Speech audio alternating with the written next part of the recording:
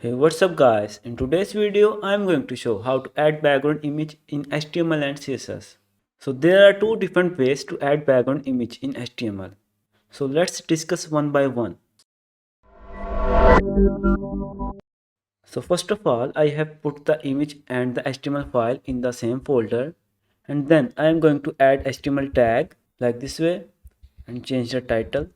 And in the first way, I am going to add background image in the body tag, background and the image name bg.png.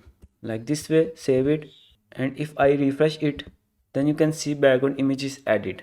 So we can also add the image background attributes like no repeat, background width, etc. And in the second way, we are going to add internal style. So first of all, remove this one and internal style in the head tag, and we are going to point body and then add the background with the URL bg.png.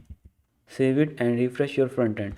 So as you can see, background is added, but it is repeating. So we are going to add few attributes like this way, no repeat, fixed, center.